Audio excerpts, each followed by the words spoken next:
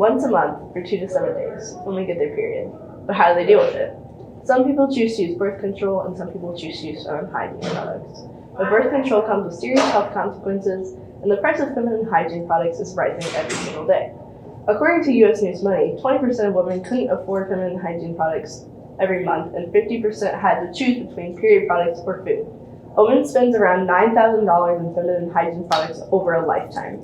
I haven't gone to get anything for myself in a while. I'll just make my mom do it. But last I checked, it's been way too expensive for everything, especially because it's like a need. It's not your choice whether you use them or not. And for quality products, because not all products are made the same, they tend to get more expensive, and not everyone has access to those funds or money, and they still deserve to be able to use the products that are right for them.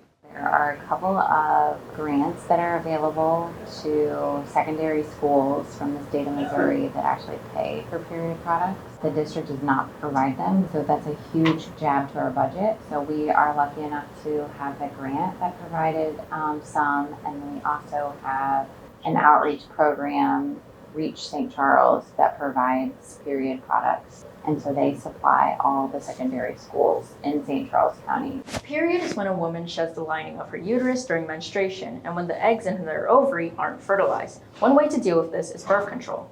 Well, I asked my mom to schedule me an interview with a gynecologist, and it took a couple months because they're always really full and you have to book your appointments way in advance. But I had been having the problems for long enough that I needed to do something about it. And then I went and met with the doctor and talked to her about different types of birth control, what I wanted, what I didn't want, and I ended up picking a type of birth control that I thought would be good for me. When you start the pill, you get like this giant packet, and it has lists of like symptoms and possible diseases you can get, like different types of cancer, like uterine cancer, and some people have been proven to grow like brain tumors, liver and heart failure. Those are all risks that I decided to take. And there's also risks of, the usual symptoms like the weight gain and the headaches and the like nausea, vomiting. Many women struggle with period pain and other related issues. Over 50% of people who menstruate experience some kind of period pain, which is one of the most common problems with menstruation according to Health Partner.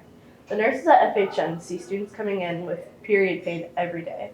We see that regularly. I would say maybe upwards of 10 times a day. Typically we treat with ibuprofen or Tylenol, and then if they have time to rest with a heating pad, they do that as well. Even though periods have become a lot more normalized, there's still a huge stigma around them. Even sitting here doing this interview, I'm a little bit uncomfortable because it's always been considered like a dirty thing or like that's women's business. Like if I were to talk about staying home because of my cramps to my dad, I wouldn't say I'm bleeding, I would say I'm sick. Like it just is considered something to be like shameful and private. And I don't think that should be the case at all.